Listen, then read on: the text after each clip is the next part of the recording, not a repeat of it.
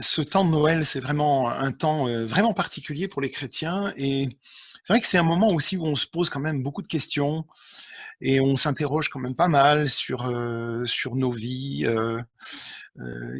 C'est des temps aussi où on peut vivre une certaine solitude, où on peut vivre des doutes, des questionnements.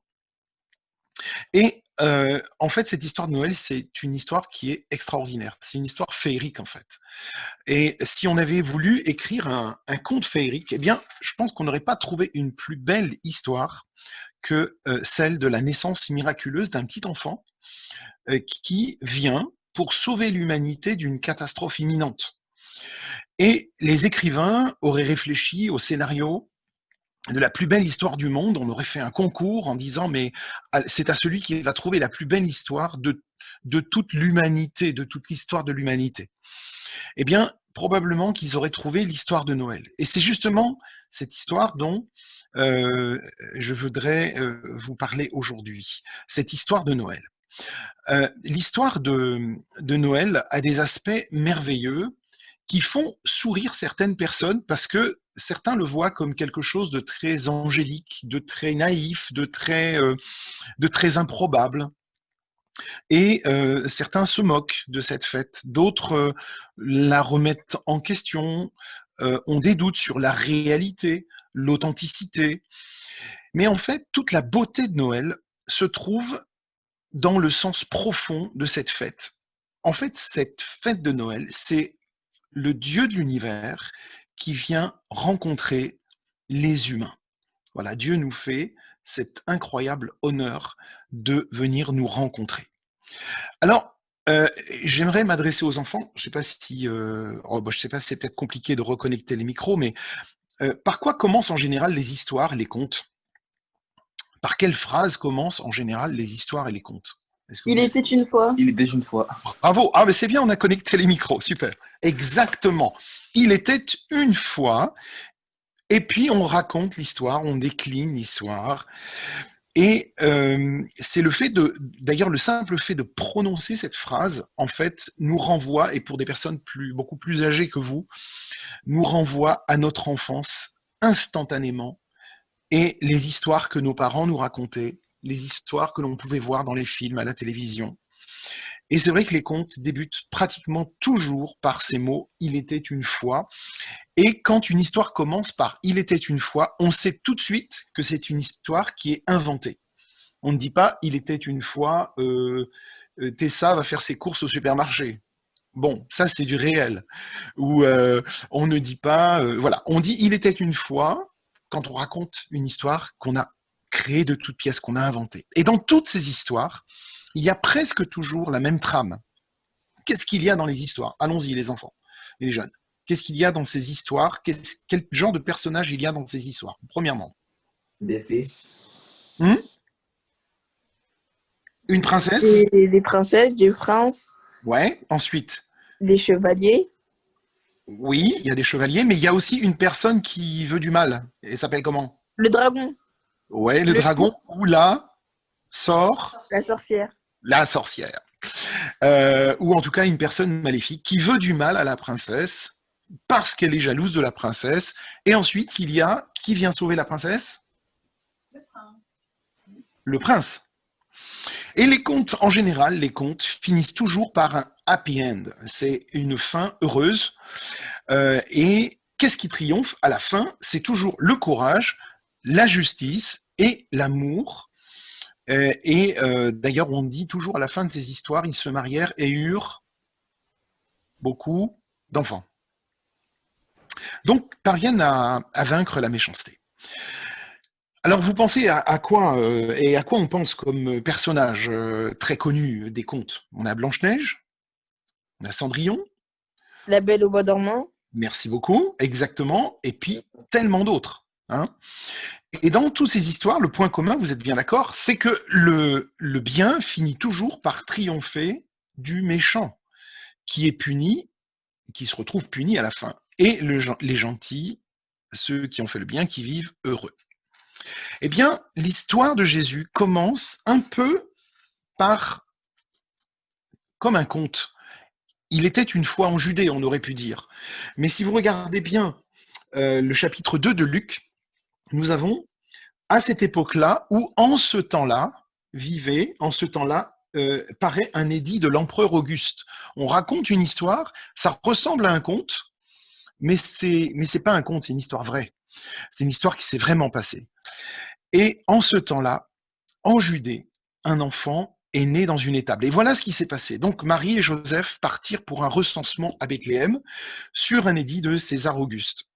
Mais ils ne trouvèrent aucune auberge pour les accueillir. Donc, mais heureusement, ils trouvent une place dans une étable. D'ailleurs, vous savez qu'on a ajouté le bœuf et l'âne qui ne se trouvent pas dans le récit de Noël, dans le récit de la naissance de Jésus, mais qui se trouvent dans Ésaïe chapitre 1, verset 3, et qui est très intéressant ce verset parce qu'il nous dit un peu de ce que Jésus vient faire. Voilà ce qu'il dit. Le bœuf connaît son possesseur et l'âne la crèche de son maître. Mais Israël ne connaît pas son Dieu. Mon peuple n'a pas d'intelligence. Donc c'est un moment où le peuple de Dieu s'éloigne de son Dieu et Dieu dit, mais voilà, vous voyez le bœuf et l'âne, eux, ils reconnaissent leur maître.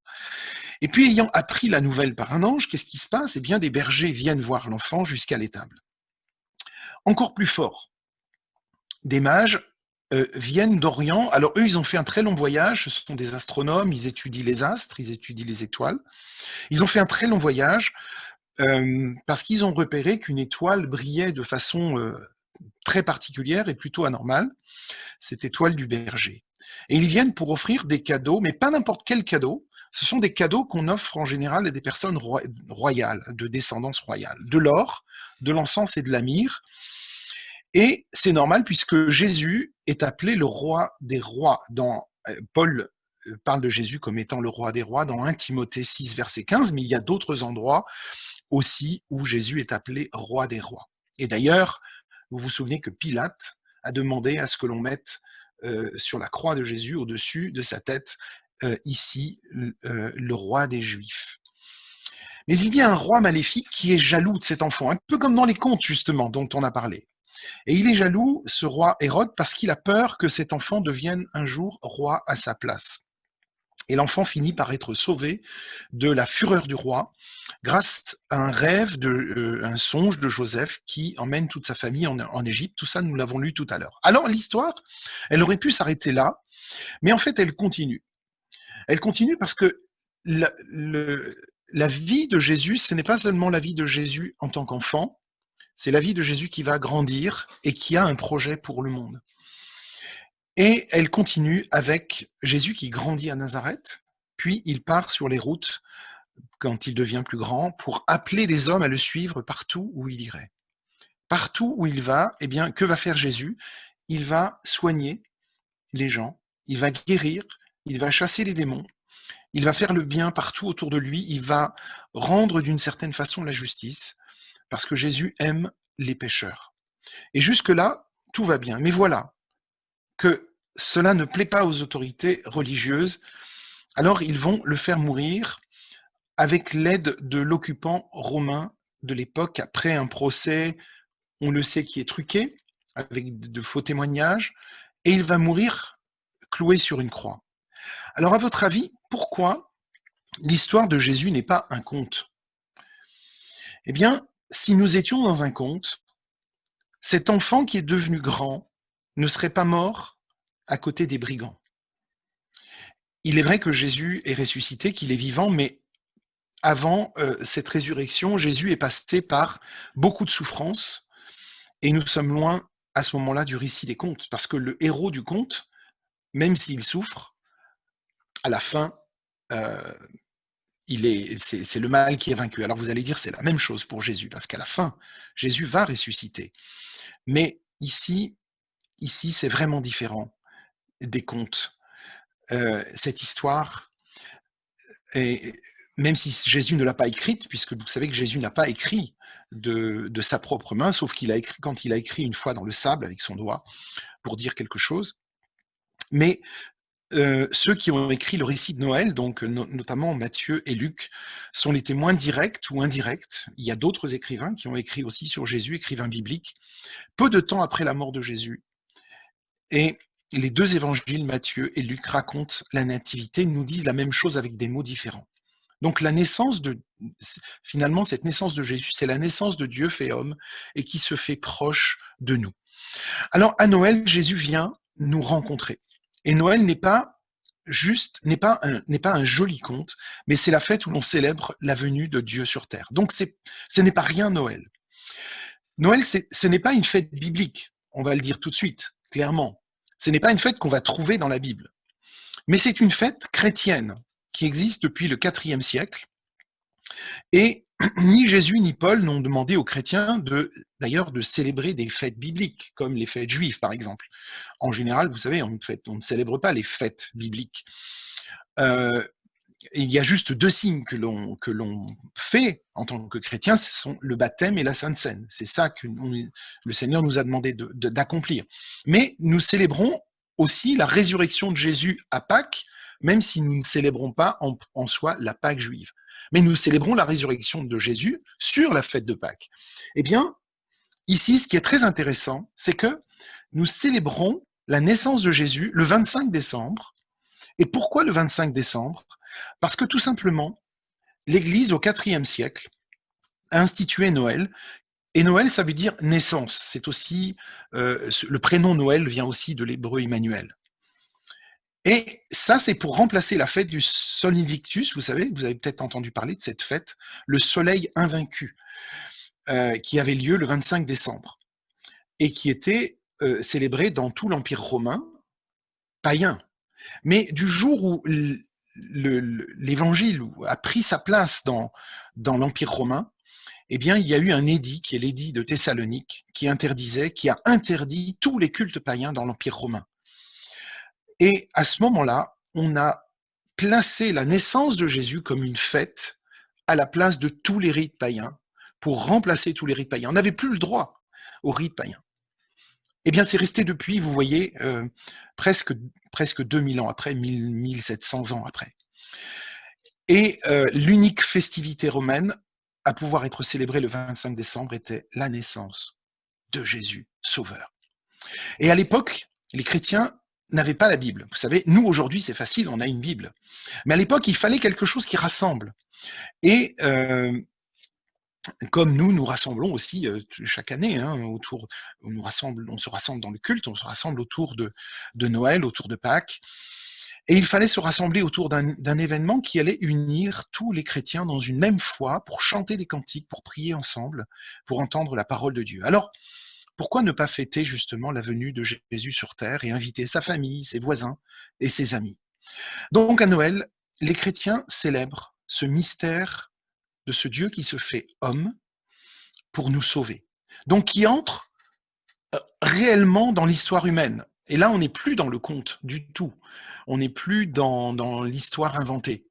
On est dans l'histoire de Dieu qui entre dans notre humanité, dans notre monde en chair.